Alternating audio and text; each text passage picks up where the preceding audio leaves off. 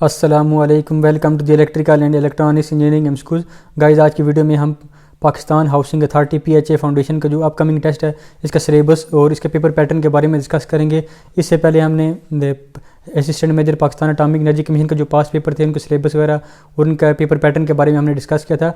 आज हम PHA Pakistan housing authority का जो असिस्टेंट डायरेक्टर इलेक्ट्रिकल और मैकेनिकल का जो अपकमिंग टेस्ट है, इसका जो पेपर पैटर्न और सिलेबस के बारे में डिस्कस करेंगे।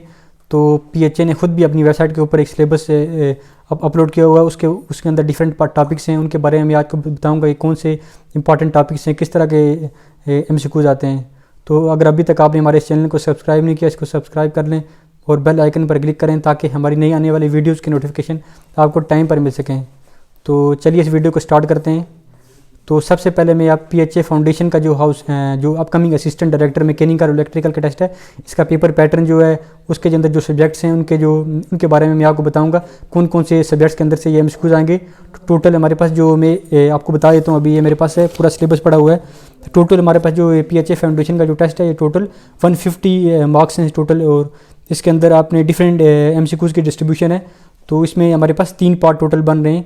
फर्स्ट पार्ट के अंदर जो इंग्लिश से रिलेटेड MCQs हैं, सिनोनिम्स एंटोनिम्स के बारे में, उसके बाद सेंटेंस करेक्शन के बारे में, इस तरह के MCQs होंगे। जो फिलिंग द ब्लैंक्स होंगे जो आपने इंग्लिश के MCQs के अंदर आएंगी। तो टोटल 20 MCQs इंग्लिश के अंदर से हैं। इसके अलावा जो 80% जो पोर्शन है आपका सब्जेक्ट रिलेटेड पोर्शन है। तो टोटल आपके कितने हो गए, ये 100 MCQs हो गए हैं। इसके अलावा जो हमारे पास जो 50 MCQs इसके अलावा अलग हैं। तो उन 50 MCQs के अंदर आपकी ऐसे राइटिंग, प्रिसाइज राइटिंग और केस स्टडी से रिलेटेड टेक्निकल केस स्टडी के बारे में MCQs होंगे। तो टोटल ये हमारे पास 150 MCQs बन जाते हैं, और 150 हमारे पास ये इनके टोटल मार्क्स बनते हैं इस पेपर के। तो सबसे पहले मैं आपको बता देता हूँ जो इलेक्ट्रिकल जो पोर्शन होगा, उसके अंदर आपने क्या चीज़ें प्रिपेयर करनी है, कौन कौन से टॉपिक हैं। जो फर्स्ट टॉपिक है इलेक्ट्रिकल का, मैं आपको हाई वोल्टेज इंजीनियरिंग। तो हाई वोल्टेज इंजीनियरिंग के अंदर आपने जो इलेक्ट्रिकल की जो transmission line, high voltage transmission lines होती हैं, उनके अंदर कौन कौन सी किस टाइप की ट्रांसमिशन लाइन, जो कितनी मीटर लेंथ होती है, टाइप्स ऑफ ट्रांसमिशन लाइन के बारे में आपने देख लेना है। इसके अलावा जो ट्रांसमिशन लाइन के इंसुलेटर्स होते हैं, कौन सी मटेरियल से मिलकर बनते हैं, कि कौन कौन से इंसुलेटर मटेरियल यूज होते हैं जिनसे ट्रांसमिशन लाइन के इंसुलेटर बनाए जाते हैं। तो ये हाई वोल्टेज इंजीनियरिंग के अंदर आपको इन चीज़ों के बारे में पता होना चाहिए। इसके अलावा जो ट्रांसमिशन लाइन के अंदर कौन कौन 11 kV ट्रांसमिशन लाइन है, 132 kV ट्रांसमिशन लाइन है, 66 kV, इनके अंदर नंबर ऑफ इंसुलेटर्स के बारे में आपको पता होना चाहिए। तो ये सब चीज़ें हाई वोल्टेज इंजीनियरिंग के अंदर आ जाती हैं, तो इनको आपने देख लेना है। तो नेक्स्ट हमारे पास जो आता है पावर एंड डिजिटल इलेक्ट्रॉनिक्स। तो पावर इलेक्ट्रॉनिक्स के बारे में आपने थायरिस्टर के बारे में आपने देख लेना, थायरिस्टर के वर्किंग, ऑपरेशन, थायरिस्टर के जो इसका कम्यूटेशन सर्किट जो होते हैं, तो इनके बारे में आपने देखना है। पावर इलेक्ट्रॉनिक्स के अंदर आपने DC कन्वर्टर्स को देखना है। इसके अलावा full wave converter, half wave converter, इनकी जो वोल्टेज की इक्वेशन है, RMS से वोल्टेज, एवरेज वोल्टेज जो इक्वेशन बनती है, इनके बारे में आपने देख लेना है। तो ये सब पावर इलेक्ट्रॉनिक्स। उसके अलावा जो डिजिटल इलेक्ट्रॉनिक्स है, डिजिटल इलेक्ट्रॉनिक्स ने अपने कोड कन्वर्जन के बारे में देखना है, हेक्साडेसिमल, डेसिमल नंबर, इन चीज़ों को आपने देखना है। तो इसके डिजिटल इलेक्ट्रॉनिक्स के अंदर आपने हाफ एडर, इन चीज़ों के बारे में आपने देख लेना है, कौन कौन सी एक्सप्रेशन है, एक्सप्रेशन को रिड्यूस कैसे किया जाता है, ये चीज़ें आपने सब इन चीज़ें देखनी है आपने डिजिटल इलेक्ट्रॉनिक्स के अंदर। तो नेक्स्ट हमारे पास जो सब्जेक्ट बनता है पावर डिस्ट्रीब्यूशन एंड ट्रांसमिशन। तो पावर डिस्ट्रीब्यूशन एंड ट्रांसमीटर के बारे में आपने देखना है कि जो ट्रांसमिशन लाइंस के अंदर कौन कौन से इफेक्ट पैदा होते हैं, जो स्किन इफेक्ट होता है, कोरोना इफेक्ट, इन चीज़ों के बारे में आपने देख लेना है। तो इनके बारे में मैं ऑलरेडी ये वीडियोस बना चुका हूँ। हमारी प्रीवियस वीडियोस के अंदर आप यूट्यूब चैनल पे जाके देख सकते हैं कौन कौन से स्किन इफेक्ट क्या होता है, फेरेंटी इफेक्ट को, इनके MCQs भी मैं बना चुका हूँ, तो वहाँ से आप इन चीज़ों को देख सकते हैं। तो ट्रांसमिशन लाइन के बारे में, इसके बाद ट्रांसमिशन लाइन के अंदर जो रिलेज यूज होती हैं, short transmission line, medium transmission line, impedance transmission line, इन रिलेज के बारे में आपको पता होना चाहिए। नेक्स्ट हमारे पास टॉपिक है इलेक्ट्रॉनिक डिवाइस इन स्ट्रक्चर। तो इलेक्ट्रॉनिक डिवाइसेस के अंदर आपको ज़्यादातर BGT transistor, FET transistor, FET की ट्रांसफर करैक्टरिस्टिक के बारे में पता होना चाहिए, pinch off voltage, cut off voltage, इन चीज़ों के बारे में आपको पता होना चाहिए। BGT के रीजन ऑफ ऑपरेशन के बारे में पता होना चाहिए। इन दोनों के अंदर जो डिफरेंस है उनके बारे में आपको पता होना चाहिए। तो ये इसके अलावा जो इलेक्ट्रॉनिक डिवाइसेस के अंदर ऑपरेशनल एम्पलीफायर के बारे में आपको पता होना चाहिए, CMMRR के बारे में आपको पता होना चाहिए। इसके अलावा पावर एम्पलीफायर्स के बारे में, इन चीज़ों के बारे में आपको पता होना चाहिए। इनके बारे में मैं ऑलरेडी वीडियोस बना चुका हूँ, तो उनको आप अगर देख लें, इनके MCQs भी मेरे चैनल के यूट्यूब चैनल के ऊपर पड़े हुए हैं। अगर वो आप देख लें तो आपके लिए सॉल्व करना बहुत आसान होगा, पेपर आपके लिए बहुत हेल्पफुल होंगे, वो हेल्पफुल मटेरियल आपके लिए साबित होगा। तो नेक्स्ट हमारे पास जो सब्जेक्ट है इलेक्ट्रिक सर्किट के अंदर आपको सीरीज़ पैरेलल के न्यूमेरिकल आ सकते हैं। कोई भी सीरीज सर्किट आया था, टोटल रेजिस्टेंस फाइंड करनी हो, टोटल करंट या फिर थेवेनिन थ्योरम को किस तरह अप्लाई किया जाता है, इसमें कौन से स्टेप होते हैं, इन चीज़ों के बारे में आपको पता होना चाहिए।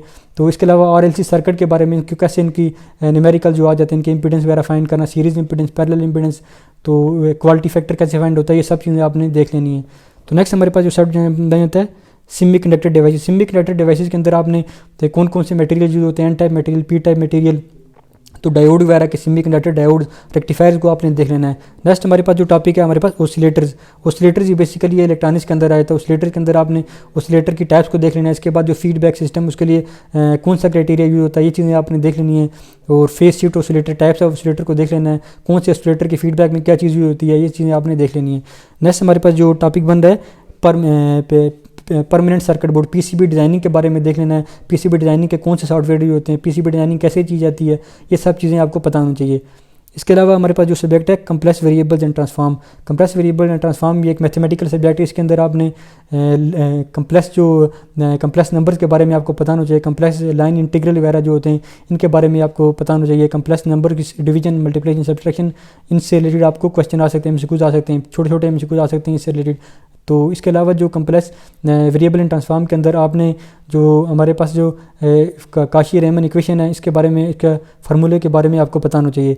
इसके अलावा आपको कंप्लेक्स वेरिएबल एंड ट्रांसफॉर्म के अंदर आपको इसके आइलर इक्वेशन जो है इसके बारे में आपको पता होना चाहिए। काशी इंटीग्रल फार्मूला, इनके बारे में आपको पता होना चाहिए। नेक्स्ट हमारे पास जो सब्जेक्ट बन जाता है हमारे पास डिजिटल सिग्नल प्रोसेसिंग।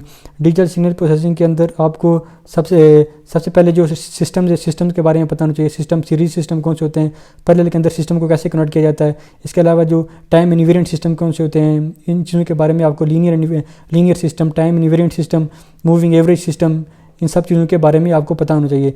इसके अलावा जो मेमोरी सिस्टम होते हैं, मेमोरी सिस्टम, स्टैटिक सिस्टम, इन चीज़ों के बारे में आपको पता होना चाहिए।